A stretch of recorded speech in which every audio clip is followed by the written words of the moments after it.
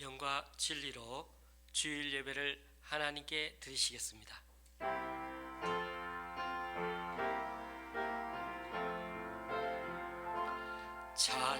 찬양하라 내 영혼아,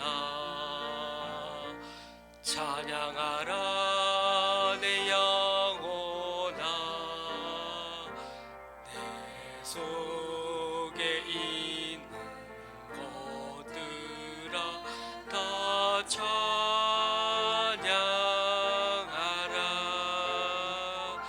경외하라 내 영혼아,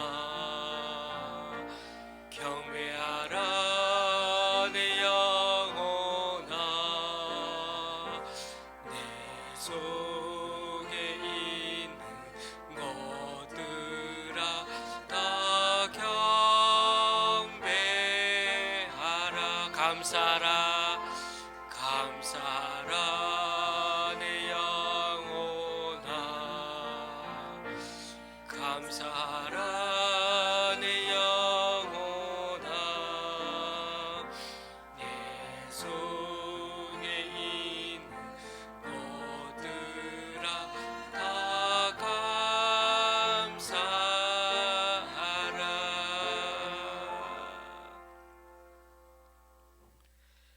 참 좋으신 하나님, 오늘도 우리는 어느 가정에 335 모여 조용히 찬양하며 예배드리던 초대교회의 모습이 떠오릅니다. 비록 수는 많지 않아도 그 속에 진리가 담겨 있고 영생에 대한 갈함이 있어 찬양 한 소절 한 소절이 그렇게 가슴에 와 닿던 때가 우리들 각자 예전의 삶에서도 있었음을 알게 됩니다. 이제 오늘도 다시금 우리들 주님을 예배함이, 찬송함이, 또 감사함이 주님에 대한 그 첫사랑 때의 모습처럼 우리 가슴 뭉클하게 설레게 하여 주시고 한 주간의 삶 가운데 어떻게 복내려 주실지를 기대하며 기도하며 살아가는 우리들 각자의 신앙 삶이 되게 하여 주옵소서. 이 예배 또한 사모하며 나아가오니 주님만 영광 받아옵소서. 예수님의 이름으로 기도드립니다. 아멘. 사도신경으로 주님께 신앙 고백 올려드립니다. 전능하사 천지를 만드신 하나님 아버지를 내가 믿사오며 그 외아들 우리 주 예수 그리스도를 믿사오니 이는 성령으로 잉태하사 동정녀 마리아에게 나시고 본디오 빌라도에게 고난을 받으사 십자가에 못 박혀 죽으시고 장사한 지 사흘 만에 죽은 자 가운데서 다시 살아나시며 하늘에 오르사 전능하신 하나님 우편에 앉아 계시다가 저리로서 산자와 죽은 자를 심판하러 오시리라. 성령을 믿사오며 거룩한 공회와 성도가 서로 교통하는 것과 죄를 사하여 주시는 것과 몸이 다시 사는 것과 영원히 사는 것을 믿사옵나이다. 아멘. 찬송 2장 찬양 드리시겠습니다.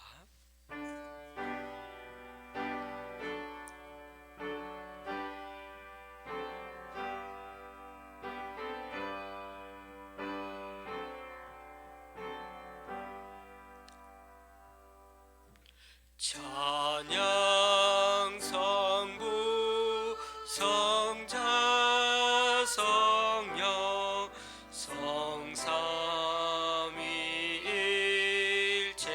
성삼위일체께 영원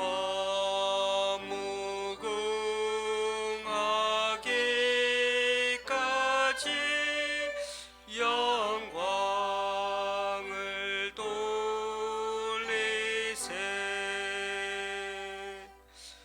영광을 돌리세. 아멘.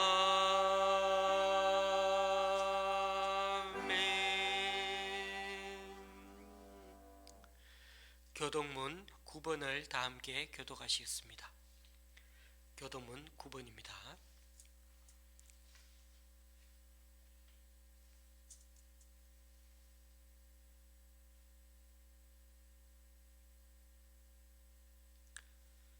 교동문 9번 다 함께 봉독하시겠습니다. 여호와여, 주의 장막에 머무를 자 누구오며 주의 성산에 사는 자 누구오니까?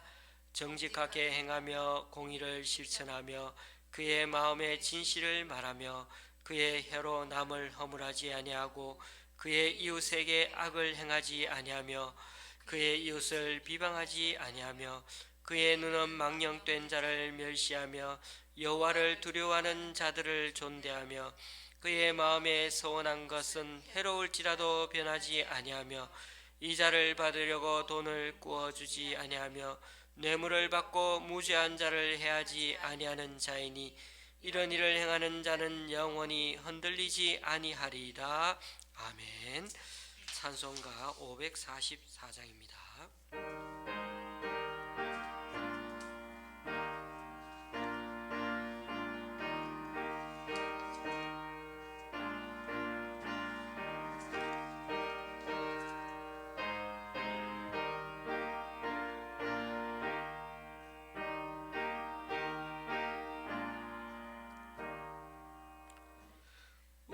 울어도 못하네 눈물 많이 흘려도 겁을 얻게 못하고 죄를 씻지 못하니 울어도 못하네 십자가에 달려서 예수 고난 당했네 나를 구원하시리 예수밖에 없네 힘써도 못하네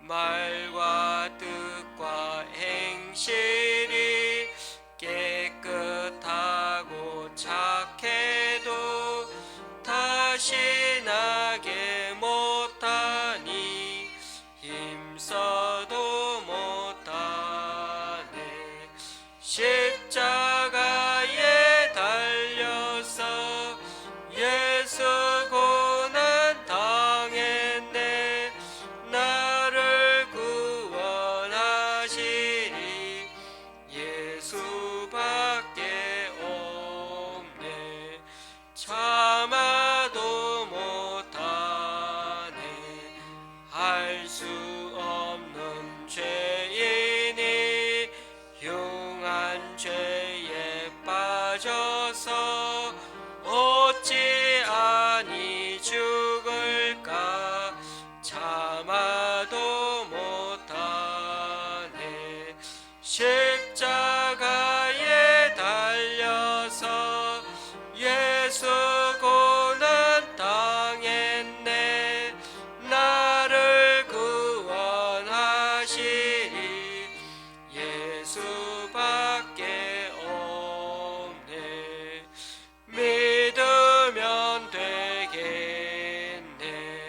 주 예수만 믿어서 그 은혜를 힘입고 오직 주께 나가며 영원 삶을 얻네 십자가에 달려서 예수 고난 당했네 나를 구원하시리 예수밖에 없네 기도하십니다. 하나님, 예레미야가 전하는 말씀을 듣습니다. 비록 수천 년 전의 말씀이지만 어떻게 지금의 우리들 모습과 똑같은지요. 내가 예레미야처럼 말씀을 전하기는 쉬워도 예레미야처럼 살아낼 수 없기에 오늘도 말씀 앞에 겸손히 먼저 엎드리는 우리들 되기 원합니다. 무엇보다 코로나를 통하여 벌써 8개월 넘게 움츠리며 살아가는 우리들인데 사회적 거리 두기와는 관계없이 먼저 하나님의 뜻을 쫓아 내 주변을 향한 긍휼의 시선과 사랑의 관심을 더욱 잊지 않는 우리 되게 하여 주옵소서. 특히 직장을 아직 정하지 못한 분들이 있습니다. 이분들에게 주님께서 은혜를 베풀어 주셔서 조금이라도 애쓰고 힘써서 일어설 때 주님께서 힘되어 주시고 인도해 주셔서 거창하고 대단한 직장이 아니더라도 삶의 의미와 활력을 되찾고 직장 생활을 할 수 있도록 주님 인도하여 주옵소서. 말씀을 전하고 듣는 이 모두 주님 말씀을 잘 정리해서 순종할 수 있도록 인도하여 주시기를 간절히 바라오며 예수님의 이름으로 기도드립니다. 아멘.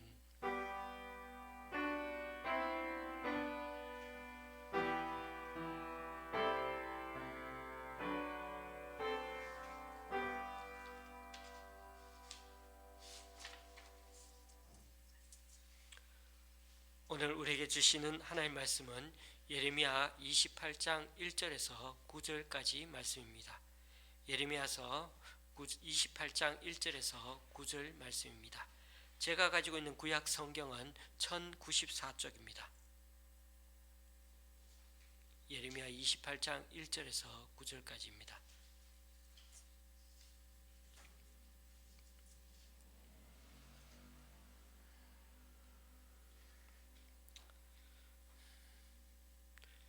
오늘은 그냥 다 함께 한번 속도를 잘 맞춰서 읽어보도록 하겠습니다. 예레미야 28장 1절에서 9절까지입니다. 그해 곧 유다왕 시드기야가 다스리기 시작한 지 4년 다섯째 달 기브온 아술의 아들 선지자 하나냐가 여호와의 성전에서 제사장들과 모든 백성이 보는 앞에서 내게 말하여 이르되 만군의 여호와 이스라엘의 하나님이 이같이 일러 말씀하시기를 내가 바벨론의 왕의 멍에를 꺾었느니라. 내가 바벨론의 왕 느부갓네살이 이곳에서 빼앗아 바벨론으로 옮겨간 여호와의 성전 모든 기구를 2년 안에 다시 이곳으로 되돌려 오리라. 내가 또 유다의 왕 요야김의 아들 요고니아와 바벨론으로 간 유다 모든 포로를 다시 이곳으로 돌아오게 하리니 이는 내가 바벨론의 왕의 멍에를 꺾을 것임이라. 여호와의 말씀이니라 하니라. 선지자 예레미야가 여호와의 성전에서 있는 제사장들과 모든 백성들이 보는 앞에서 선지자 하나냐와에게 말하니라. 선지자 예레미야가 말하니라. 아멘. 여호와는 이같이 하옵소서. 여호와께서 내가 예언한 말대로 이루사 여호와의 성전 기구와 모든 포로를 바벨론에서 이곳으로 되돌려 오시기를 원하노라.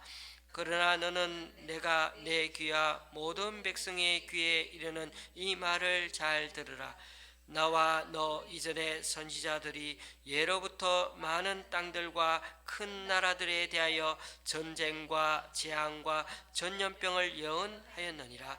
평화를 예언하는 선지자는 그 예언자의 말이 응한 후에야 그가 진실로 여호와께서 보내신 선지자로 인정받게 되리라.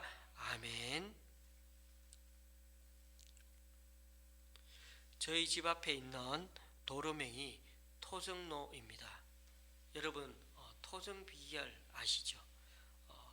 토정비결로 유명한 분이 바로 이지함이란 분인데 그분의 호가 토정이라서 그렇게 토정비결이라고 불렀죠.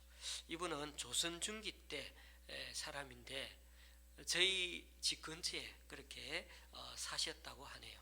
그래서 도로명이 토정로가 되었습니다. 그런데 요즘 사람치고 이런 토정비결 같은 책을 읽거나 또 자신의 운세를 가늠하는 사람은 잘 없지요. 그러나 점집에 가는 사람들은 아직도 있는 것 같습니다. 제가 아는 분도 자식 혼사 같은 집안의 중요한 일을 결정할 때 점집에 가서 물어보는 것을 보았습니다. 분명 교회에 다니는데도 그렇게 하더라고요. 또 어떤 분은 그저 재미로 점 한 번씩 본다고 하는 분도 있어요. 그래서 그런지 홍대 패션 거리에 가보면 타로 카드로 점 보는 데가 얼마나 많은지 모릅니다. 그렇게 비싸지도 않고 또 카드로 한번 자기와 관련된 미래 얘기를 해주니까 그 얘기가 꼭 그대로 될 거라고 믿어서라기보다는 이 고단한 세상을 살아가는데 어쩜 신비한 그 무엇에 좀 기대 보려는 그런 사람의 연약함이 아닌겠나 생각이 듭니다. 제가 대학 다닐 때는 다방에 가면 재떨이 같은 곳에 돈을 넣으면 돌돌 말아 넣은 작은 글씨 쪽지 하나가 거기서 나오는데 그게 바로 자신의 운세라는 겁니다. 요즘도 그런지 모르겠는데 스포츠 연예신문 같은 곳에 보면 자축인묘 진사오미 신유술에 이렇게 12가지 띠에 해당하는 사람들의 운세를 적어 놓는데 저도 그때는 재미로 읽으면서도 오늘 저녁에는 사람 좀 조심하라는 그런 말이 나오면은 저도 모르게 저녁이 되어서는 모르는 사람 옆에 있으면은 괜시리 몸을 막 사리게 되더라고요. 점집을 가는 사람들은 왜 거길 가겠습니까? 나름대로 적중도가 높다고 생각하기 때문이겠죠. 그런데 점집도 마찬가지이지만 토정비결이나 사주팔자, 역술가 또 이런 8개의 카드로 보는 타로 등등 점을 봐주는 그런 사람들의 해석이 무엇보다도 중요합니다. 어떻게 보면 모든 사람이 자신과 해당되는 내용들이고 좀 추상적인 그런 표현들인데 그것을 당사자에게 손님에게 잘 맞춰 해석해 주는 게 결국 용한 점쟁이 역술가가 되는 것입니다. 타로 점집에는 이런 8장의 그림 카드를 비치해 놓고 있죠. 이 중에 서너 장의 그림 카드를 뽑으라고 할 것이고 그때부터 손님의 모든 행색과 또 말투, 태도, 여러 상황을 직감적으로 고려해서는 서너 장의 그 카드의 그림과 연결해서 아주 설득력 있게 해석을 해줍니다. 그런데 그런 얘기가 사실은 손님을 적절하게 파악하고 말하는 것이기 때문에 또 이미 많은 사람들을 다뤄본 경험에서 나오는 거기에 또 카드의 그림은 어떻게 보면 다양하게 해석할 수 있는 점이 많기에 누구라도 그 카드를 계속 보고 있으면 그 사람 상황에 맞춰 해석할 수 있는 여지가 있는 것입니다. 이처럼 세상이 많이 힘들어지게 되면 기독교인들 가운데서도 점집을 찾는 이들이 많이 있고 거기서 자신의 인생에 대해서 좀 얘기를 듣고 해석을 듣고자 원하는 것입니다. 또 예언 기도를 받고 싶어서 이른바 기도를 아주 깊이 한다는 분들을 찾아가는 사람들도 있습니다. 제가 예전에 잠시 반년 정도 사역했었던 교회에서 그런 모습을 옆에서 여러 번 본 적이 있습니다. 제가 이미 몇 번 말씀드린 대로 성경에서 말하는 예언은 앞으로 일어날 일에 대한 예고를 알려주는 데 목적이 있지 않습니다. 물론 그런 요소가 아예 없는 것은 아니지만 성경에 등장하는 예언의 초점은 미래가 아니라 현재에 있다는 사실입니다. 백성들의 삶을 지금 변화의 길로 인도하는 것이 예언의 목적입니다. 그래서 한문으로 예언이란 말이 맡길 예자를 써서 예언자는 맡겨둔 하나님 말씀을 전하는 사람인 것입니다.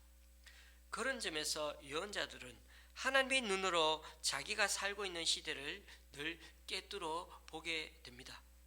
예언자들은 자기 생각대로 말하지 않습니다. 자기의 편견과 생각에 따라 세상을 해석하지도 않습니다. 예언자들의 말은 때로는 과격해 보이고 때로는 사람들에게 불쾌한 감정을 불러일으킬 수는 있습니다.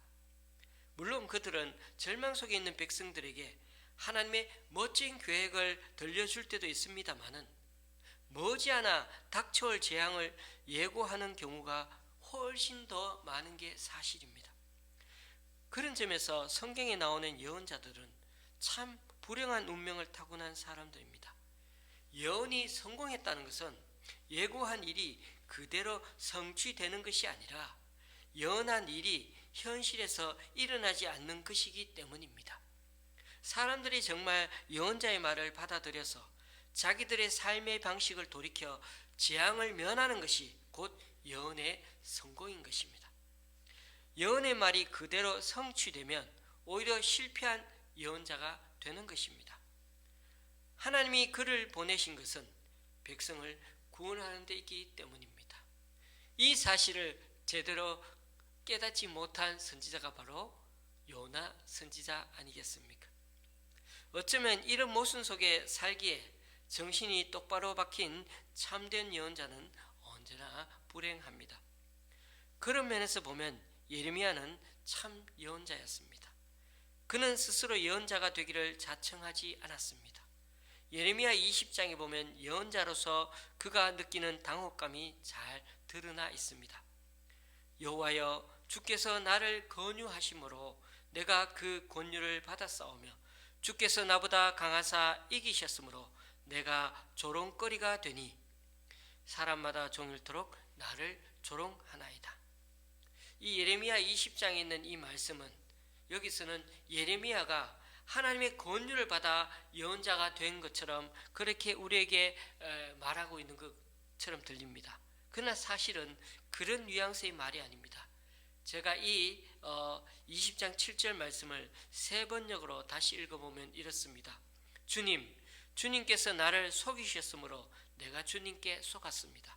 주님께서는 나보다 더 강하셔서 나를 이기셨으므로 내가 조롱거리가 되니 사람들이 날마다 나를 조롱합니다. 이렇게 번역해 놓으니까 말이 좀 이상하게 들리지 않습니까? 예레미야가 예언자가 된 게 하나님의 꾀에 넘어가서 또 하나님의 위협에 넘어가서 그렇게 예언자가 되었다고 말하는 것 같습니다. 그리고 이제는 자기가 세상의 조롱거리가 되었다는 겁니다. 생각해 보십시오.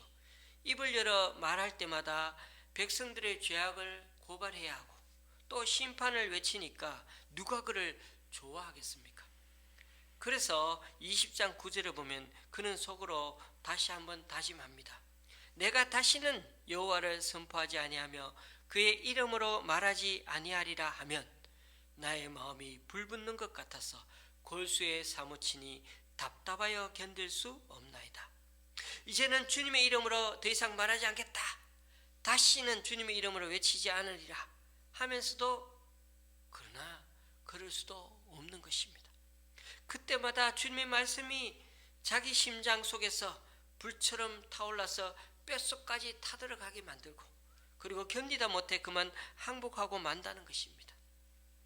우리는 이 예레미야의 말을 통해 예언자가 된다는 것이 얼마나 두려운가를 그렇게 다시 한번 깨닫게 됩니다.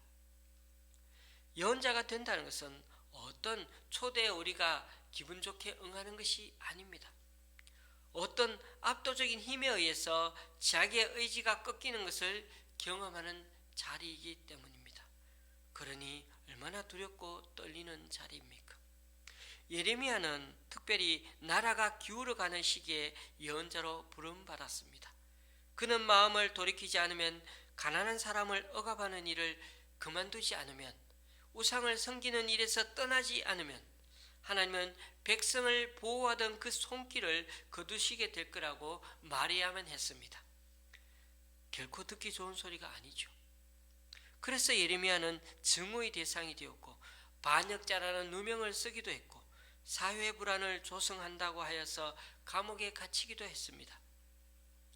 사람들이 자기의 말에 귀를 기울이지 않자 그는 나무로 멍에를 만들어서 목에 메고 다니면서 곧 머지않아 바벨론 왕 느부갓네살의 지배를 당하게 될 거라고 그렇게 몸짓 언어로, 한국식 영어로 말하면은 바디 랭귀지로 그렇게 말하면서 그렇게 사람들에게 눈을 보여주면서 예언할 정도로 백성들에게 강력하게 어필하며 사역을 했습니다. 오늘은 27장, 28장 두 장에 나오는 말씀을 중심으로 말씀을 전하려고 합니다. 27장과 28장은 하나님의 이름으로 정반대의 예언을 선포한 두 사람의 대결을 다루고 있습니다. 27장 1절이 여호야김 시대라고 언급하고 있지만은 다음 구절인 3절에 보면 시드기야 왕의 이름이 나오고 있습니다. 제가 이와 관련해 설교문을 조금 열 몇 절 정도 그렇게 작성했지만은 너무 분량이 많아져서 생략해야만 했습니다. 어쨌든 27장, 28장은 결론적으로 시드기야 왕 때 연속되는 내용이라고 그렇게 이해하시고 읽으시면 될 것 같습니다. 아무래도 마지막 왕 때 이야기니까 오늘 말씀이 아주 긴박한 상황에 선포된 말씀인 것 같습니다. 국제 정세에도 애굽의 영향력은 약화되었고 이제는 바벨론의 위세가 점점 더 대단했습니다. 그런데 문제는 시드기야 왕은 인근 나라들의 힘을 모아 바벨론 제국에 대항하려는 그런 시도를 하려고 한다는 것입니다. 우리가 아는 바대로 예언자들은 주변 열방을 의지하여 위기를 극복하려는 것에 대해서 줄기차게 반대하고 책망해 왔는데, 그런데도 시드기야 왕은 그래도 여호와를 의지하기보다는 여전히 바벨론 세력이 무서우니까 주변 동맹국들의 힘을 모아서는 그렇게 대립하려고 이겨내려고 하고 있는 것입니다. 예레미야 선지자도 이에 대해 27장에 나오는 것처럼 나무 멍에를 만들어 그걸 줄로 목에다 걸고 다니면서 왕을 향해 강력하게 예언했습니다. 아시다시피 멍에는 쟁기질하는 소에다가 거는 도구이죠. 그런 걸 사람에다 걸고 다니니 얼마나 불편하고 무겁습니까? 그렇게 길거리에 다니면서 사람들 시선을 한눈에 다 모으게 되겠죠. 그럴 때 그는 말합니다. 바벨론에게 하지 않으면 하나님이 친히 유다 나라를 멸하실 것이고 그런 명예를 쓰게 될 것이라는 것입니다. 바벨론을 섬기는 일은 없을 거라고 말하는 자가 있다면 그 사람은 거짓말하는 예언자라는 것입니다. 바벨론의 성전의 제2기구들을 많이 빼앗겼는데 이제는 그것을 다시 되찾아오게 될 거라고 그렇게 힘있게 얘기하는 예언자들이 있었는데도 예레미야는 오히려 남아있던 기구들까지 다 그들에게 빼앗기게 될 거라고 오히려 거꾸로 말씀을 전하고 있었습니다.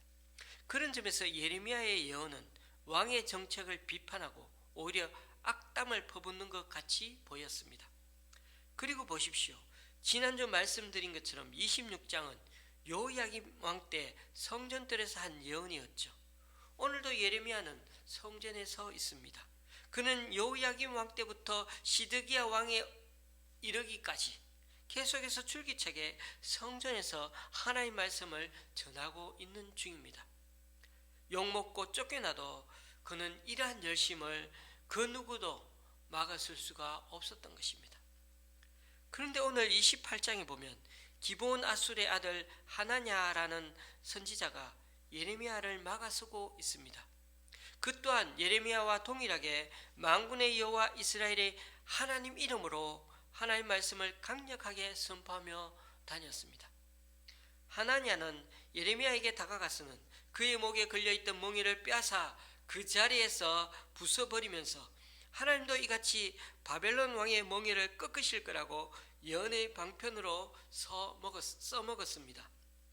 하나님께서 바벨론을 무너뜨려 주시기에 빼앗겼던 성전의 모든 기구들도 2년 내로 다 되찾아오게 될 거라고 큰 소리를 쳤던 것입니다. 그런데 어쩌지요? 두 예언 모두 여호와 하나님의 이름으로 했다고 모두들 힘주어 말하고 멍에를 메고 다니기도 하고 또 어떤 사람은 그 멍에를 다 깨부수면서 그렇게 하나님의 말씀에 확신을 힘을 주면서 얘기하고 있습니다. 사람들이 보기에 어느 예언이 맞는 건지 식별하기가 참 어렵습니다. 겉으로 보기에는 예레미야의 예언은 나라의 멸망을 전하고 바벨론에 항복하는 것만이 살 길이라고 전한다는 점에서 오히려 친바벨론적인 예언으로 들립니다. 반면에 하나냐의 예언은 예루살렘이 회복되고 이 땅에 평화가 찾아오고 또 바벨론이 패망할 거라고 전하니까 유대주의적인 관점으로 보면 또 민족주의적 관점으로 보면 참 위안이 되는 말 같지 않습니까? 이렇게 참 예언과 거짓 예언이 충돌하게 되면 어떻게 해야 분별할 수 있을까요? 우리는 정답을 알지만은 만약 우리가 그 당시 유대 사람이었다면 예레미야 선지자 말을 더 잘 믿을 수 있었을까요? 오히려 그의 말을 믿고 따르는 사람이 많지 않고 소수였다는 걸 기억해 본다면 우리 자신 또한 그 당시에 쉽지 않았을 것 같습니다. 오늘 저는 참 예언자와 거짓 예언자에 대한 분별법에 대해 정답을 얘기해 드릴 수는 없습니다. 쉽지 않은 문제이기 때문입니다. 다만 오늘 말씀을 통해 두 가지 면을 생각해 보라는 권면의 말씀을 전하고 싶습니다.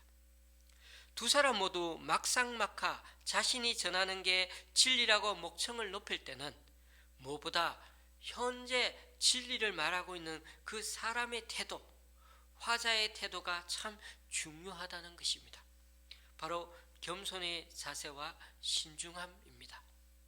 하나냐가 자신의 눈앞에서 막 설쳐대는 것을 보게 되자 예레미야는 어떻게 했습니까? 자신도 막 함께 들떠서 흥분해서 그렇게 대적하며 그렇게 말을 했습니까? 성전에 있는 제사장들과 백성들이 보는 앞에서 그는 이렇게 말합니다.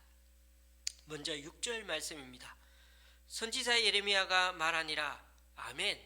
여호와는 이같이 하옵소서. 여호와께서 내가 예언한 말대로 이루사 여호와의 성전 기구와 모든 포로를 바벨론에서 이곳으로 되돌려 오시기를 원하노라. 자신이 받은 하나의 말씀과 전혀 상반되는 다른 예언자의 말씀을 들었을 때 예레미야는 자신이 더 우월하다고 더 이상 내세우지 않고 겸손한 자세를 유지했습니다. 아멘. 여호와는 이같이 하옵소서. 어떤 사람은 예레미야의 이 같은 대답을 비꼬는 듯한 대답이라고 말하는 것도 있지만은 학자들은 대부분 예레미야가 신중한 태도를 취했다고 봅니다. 즉 하나님은 하나님은 나를 통해서뿐만 아니라 다른 사람을 통해서도 하나님의 말씀을 말씀하실 수도 있고 다른 목적을 갖고 계실 수도 있다는 것을 인정하는 자세를 취했다는 것입니다. 그러니까 나만 아니라 하나님이 하나냐를 통해서도 예언의 말씀을 주셨을 수도 있다는 것을 인정하는 태도가 중요하다는 것입니다. 7절 말씀에 보니 예레미야는 이제 더 이상 말에 힘을 주어 자기 주장을 내세우듯이 말하고 있지 않습니다. 오히려 이렇게 바뀌었습니다. 내가 내 귀와 모든 백성의 귀에 이르는 이 말을 잘 들으라. 내가 하는 말을 잘 들으라는 것입니다. 예레미야는 지금까지 엄중한 하나님의 말씀이라고 그렇게 강력하게 말했습니다만 오히려 앞으로 하게 될 말이 예레미야 자신의 말이니까 잘 들어달라는 것입니다. 예레미야는 자신에게 임하신 하나님만이 참 하나님이라고 자꾸 내세우기보다는 이제는 예레미야 자신의 생각으로 말하려고 하니까 잘 들어달라고 당부합니다. 그러면서 이전에 사역했던 예언자들이 전한 그 메시지의 내용이 한번 주목해 보자고 말합니다. 8절 9절 말씀을 또 읽어보겠습니다. 나와 너 이전의 선지자들이 예로부터 많은 땅들과 큰 나라들에 대하여 전쟁과 재앙과 전염병을 예언하였느니라. 평화를 예언하는 선지자는 그 예언자의 말이 응한 후에야 그가 진실로 여호와께서 보내신 선지자로 인정받게 되리라. 예레미야 선지자는 과거 예언자들의 메시지 내용을 보니 다들 전쟁과 재앙과 전염병 그런 심판의 경고 같은 메시지가 많았다는 것입니다. 그러니 평화를 예언하는 선지자가 있다면 그 예언자가 참 예언자인지를 알려면 그 예언자의 말이 응한 후에야 인정받을 수 있다는 것입니다. 그러려면 어떨까요? 꽤 긴 시간이 필요합니다. 최소 몇 년이 걸릴 수도 있습니다. 그러니 평화를 전하는 예언은 지금 이 현장에서 그 주인의 여부를 판가름하기는 쉽지 않다는 것입니다. 그러나 재앙을 예고하는 예언은 좀 다른 문제입니다. 이때 전하는 메시지는 공동체의 그릇된 신앙과 삶에 대한 경고이자 회개의 메시지이기 때문입니다. 삶을 돌이켜 여호와께 돌아오지 않는다면 그들에게 닥칠 재앙을 피할 수 없다고 전했던 사람들이 모두 지금까지는 예언자였다는 것입니다. 하나님이 누군가를 보내어 하나님의 말씀을 전하게 하는 근본적인 목적이 바로 여기에 있다는 것입니다. 이처럼 예레미야는 계시와 계시가 충돌하는 지극히 까다로운 상황의 해결책으로 과거 예언의 역사를 유심히 돌아보면서 이렇게 합리적인 의견을 제시해 보였던 것입니다. 그러니까 예전부터 예언자들은 대부분 전쟁이나 또 재앙이나 전염병 같은 그리고 그 심판을 전하는 자들이 전하는 것들이 많았지 평화와 안전을 예언하기 위해 부름받은 적은 별로 없었다는 것입니다. 그런 점에서 평화를 전하는 예언자가 있다면 그런 경우에는 그게 다 거짓이라고 하기는 그렇지만 그 성취 여부에 따라서 참인지 거짓인지 분별할 수 있다는 것입니다. 예레미야의 이러한 제안은 참으로 지혜로운 말이 아닐 수가 없습니다. 그러나 그에 비해 하나냐는 끝까지 자신이 전하는 계시만이 하나님이 주신 계시라고 우기고 내세웁니다. 11절에 보면 하나냐는 하나님께 받은 계시라며 이렇게 말합니다. 내가 2년 안에 모든 민족의 목에서 바벨론의 왕 느부갓네살의 멍에를 이와 같이 꺾어버리리라. 여기에도 1인칭 내가라는 말이 나오지만은 예레미야와는 다른 여기서는 하나님을 가리키는 나이죠. 그러니까 하나냐는 자신의 말이 하나님에게 왔다고 초지일관 끝까지 내세우는 반면에 예레미야는 어떻습니까? 과거의 예언가들, 역사, 과거 예언자들이 걸어갔던 길, 그 전통까지 살펴보면서 자신의 심판 예언이 왜 예언의 말씀인가를 설득력 있게 설명해 주었습니다. 우리는 예레미야의 말을 통해 두 예언이 첨예하게 맞부딪히는 상황에서 어떻게 이 문제를 해결해야 하는지에 대한 아이디어를 발견하게 됩니다. 사실 둘 중 누가 참 예언자인지는 오직 하나님만이 아시겠죠. 하나님의 천상회의에 참여한 사람이 참 예언자이겠지만 그런데 문제는 겉으로 봐서는 우리 같은 일반인이 알 수 있는 영역은 아니지 않습니까? 예레미야는 자신이 예언의 말씀을 바르게 전하고 있음에도 불구하고 하나냐와 싸우듯이 날선 모습으로 계속하여 대립하지 않고 한편으로는 가능성을 인정하면서 과거 예언의 전례와 전성을 언급하면서 신중하게 접근하는 태도를 취하고 있는 것입니다. 이러한 예레미야와 하나냐의 대결은 오늘날 우리 한국 교회에도 상당한 의미를 던져줍니다. 교단이든 교회 내에서든 분쟁, 갈등하는 양측이 모두 하나님 뜻을 내세우기 때문에 상황이 급격히 악화되기가 일쑤입니다. 거기다가 사회에서 정치적 집단이나 여러 면에서 기독교 신앙인들이 오히려 거기에 가입되고 개입되어서 자신의 관점이나 행동을 하나님의 뜻이라고 말하는 경우가 점점 많아지고 있습니다.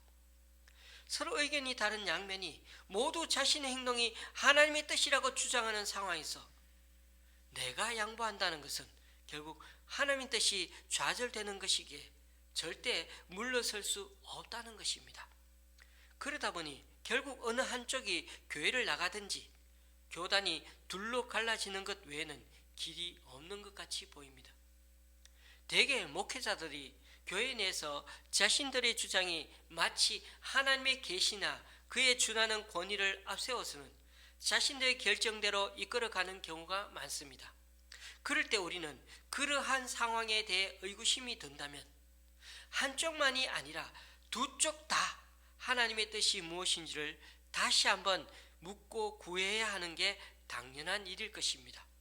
그와 동시에 이 상황에 대하여 무조건 하나님의 뜻이라고 하기보다는 좀 더 합리적인 해석을 서로 찾아가는 노력 또한 상식적인 면에서 굉장히 필요하다는 것입니다. 나는 하나님 말씀만 말하고 있다고 하지만은 실상은 자신이 말하는 것을 성경과 하나님의 권위를 꺼려들어 합리화하는 경우도 많다는 것을 알아야 합니다. 그런 점에서 오직 성경만을 내세운다 하면서 양쪽이 나눠 대치하게 된다면 오늘 본문처럼 해석의 다양성을 인정하는 태도가 얼마나 중요한가를 다시 한번 깨닫게 되는 것입니다. 해석의 다양성을 인정하는 태도가 우선이라는 것입니다. 그런 가운데 서로가 신중하게 과거 전례와 공감할 수 있는 면들을 다시 한번 서로 의견을 제시함으로써 점점 합리적인 태도를 취해가야 한다는 것입니다. 자신의 해석은 건전한 해석이요, 다른 이의 해석은 성경을 허무는 비판적인 해석이라는 그런 식의 말이 아직도 우리 교계와 우리 사회에 만연하고 있지 않습니까? 그런 점에서 때로는 지는 게 이기는 것이기도 합니다. 하나님의 말씀은 크게 외치지 않아도 또 여러 번 강조하고 들려지지 않고 겨우 한두 번 선포되었다고 해서 말씀의 권위가 떨어지거나 하나님 역사가 이루어지지 않는 것은 아닙니다. 그런 점에서 말씀을 강하게 외치기보다는 때로는 먼저 들어주는 게 성숙한 그리스도인의 모습이기도 합니다. 그렇습니다. 자신의 주장을 끝까지 하나님이 주신 말씀이라고 우기는 하느냐가 아니라 내가 아닌 다른 사람을 통해서라도 하나님이 말씀하실 수 있다고 인정하는 그 예레미야가 오늘은 참 예언자였습니다.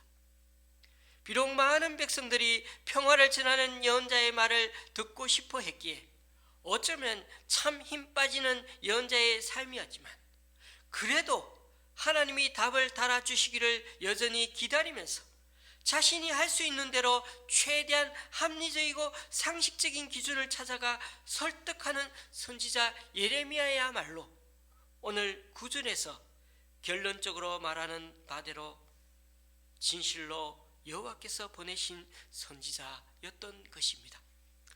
이 말씀을 저와 여러분이 잘 받아들여 하나님의 말씀을 마치 무기처럼 사용하면서 내 주장, 내가 옳다는 것을 주장하는 것에만 몰입되지 말고 겸손함을 잃지 않고 또 신중하고 인내하면서 설득력 있게 주님의 말씀을 전하고 또 말씀대로 살아내는 저와 여러분의 한 주간이 될 수 있기를 주님의 이름으로 축원합니다. 기도하시겠습니다. 주님, 우리 모두 예레미야와 같은 예언자는 아니지만 하나님의 말씀을 맡은 자로서 예언자임을 고백합니다. 나라가 기울어가는 시기에 예언자로 부름받은 참 비운의 선지자, 눈물의 선지자였던 예레미야처럼 우리가 살아갈 수는 없어도 실패한 예언자가 되지 않기를 원합니다. 오늘도 이 시대에 하나님의 백성을 구원하는 데 쓰임받는 자 되기 원하며 부익부 빈익빈의 구조 속에서 억압받고 상처받는 이들에게 힘이 되고 위로가 되는 우리가 되기를 원합니다. 특히 코로나와 여러 사회적인 불안들, 요소들, 이단들의 활동, 경제적인 침체, 젊은이들의 우울한 미래 등등 이 시대를 향한 하나님의 말씀과 사인을 잘 분별하기를 원합니다. 그저 우리도 모르게 세상 사람들과 다를 바 없이 양극단의 주장에 함몰되어서 서로 비난하는 것에 힘 다 빼지 않고 한 영혼을 귀히 여기고 주님의 나라에 쓰임받을 수 받기를 더 소원하는 모습으로 이 한 주간도 감사함으로 더 사모하는 마음으로 살아가기 원하는 우리 되게 하여 주시옵소서. 예수님의 이름으로 기도드립니다. 아멘. 찬송가 212장입니다.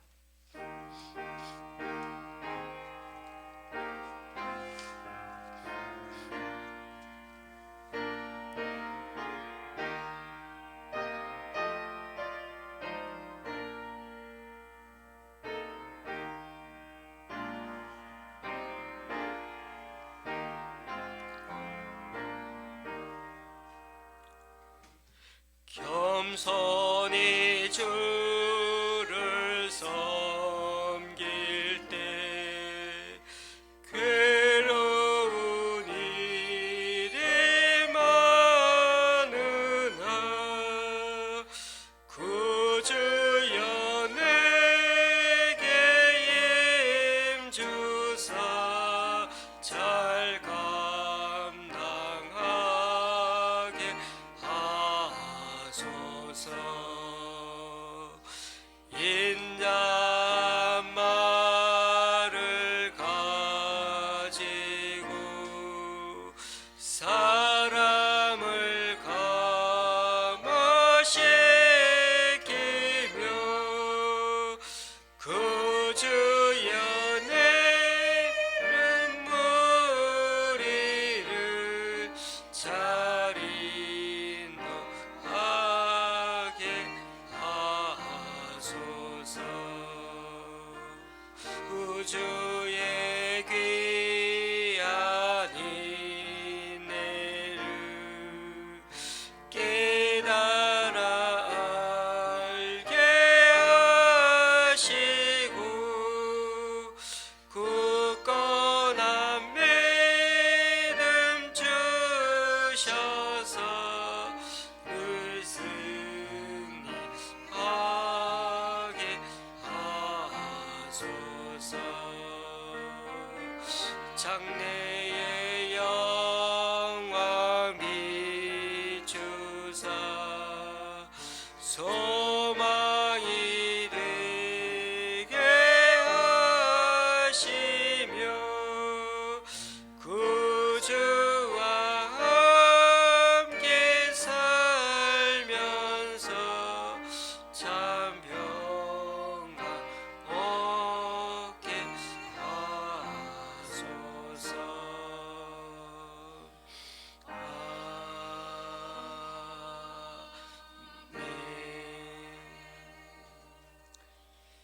기도하겠습니다. 주님, 오늘도 우리 교회 성도님 새 가정에서 11조와 헌금 드립니다. 강원도의 장로님 가정에서, 전라도 광주 집사님 가정에서, 목동의 권사님 집사님 가정에서, 강동구 교회 기관에서, 그리고 무명으로 귀한 헌금 주님께 올려드립니다. 이분들의 헌신과 승김 귀하게 받아주셔서 이분들을 통하여 하나님 나라가 더욱 확장될 수 있도록 붙들어 주시옵소서. 직장과 사업처, 가정과 자녀에게도 은혜 베풀어 주셔서 얻을 가난을 형통의 복을 더하여 주시옵소서. 또한 오늘 이 시간 우리 각자 여러 모양으로 드리는 헌금들 기뻐 받아 주시고 쓰는 곳마다 귀한 결실 맺을 수 있도록 하나님의 크신 은총으로 덧입혀 주시옵소서. 참 우울하고 절망스러운 이 시기에 하나님께서 바벨론 왕의 멍에를 꺾어버리시고 탈취당했던 성전의 기구들은 2년 내에 다 돌려받게 될 것이고 포로로 잡혀갔던 사람들도 다 돌아오게 될 거라는 그 예언이야말로 얼마나 백성들의 마음을 시원하게 만들어 주었을까요? 그럼에도 그 말이 거짓 예언자의 말이라니 오늘날 이 시대에도 이런 설교의 말씀들을 얼마나 많이 듣는지 모릅니다.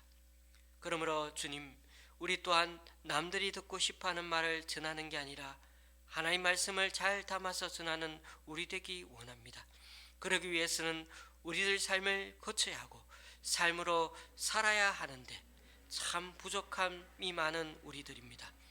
앞으로는 달콤한 말로 속삭이는 거짓 예언에 속지 않게 하시고 애정을 담아 꾸짖는 말은 감사한 마음으로 가슴에 담을 수 있는 우리 되게 하여 주옵소서.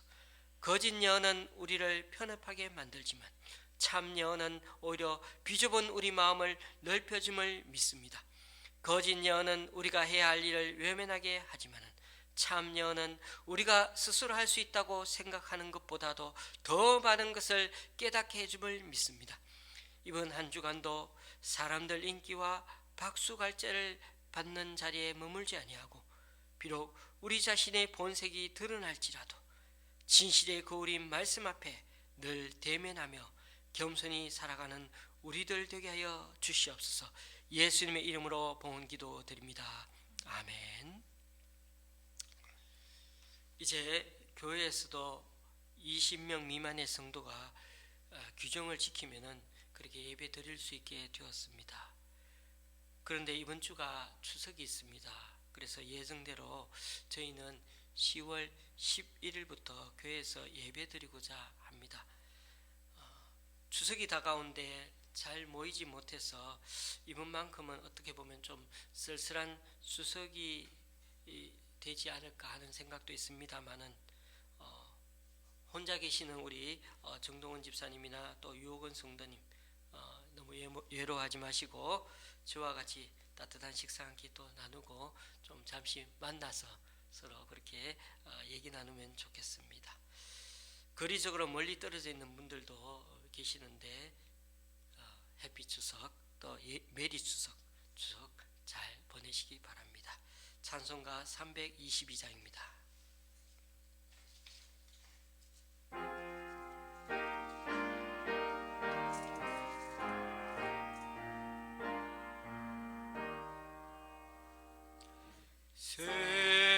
세상의 헛된 신을 버리고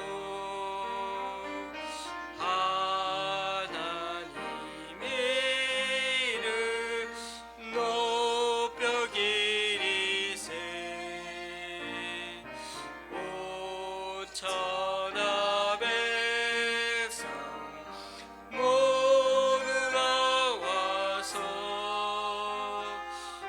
다 같이 하나님만 섬기세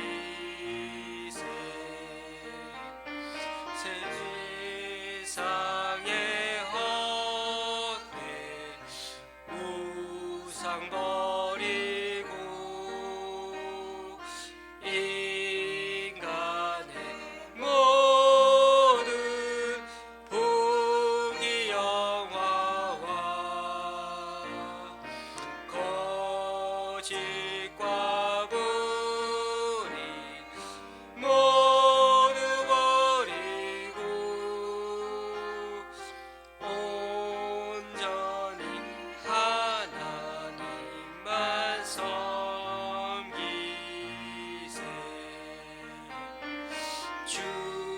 주님의 백성 서로 헤아려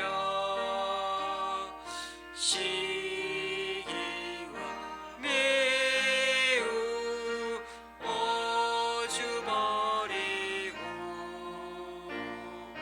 하나님 안에 온 섬기는 천국을 어서 이뤄주소서.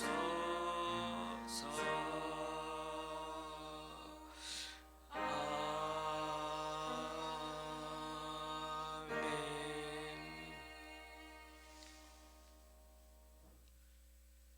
우리 주 예수 그리스도의 은혜와 하나님 아버지의 크신 사랑과 성령님의 교통 교제케 하심이 이번 추석에는 더 외롭지 않고 가족 같은 이들과 맛있는 것도 먹고 즐거운 시간 가지면서 다 함께 하나님의 은혜 누리며 나누며 살아가기를 원하는 좋은 시학교의 성도님들과 또 온라인 예배로 함께 드리는 분들 위해 이제부터 영원히 함께 하시기를 간절히 축원하옵나이다. 아멘.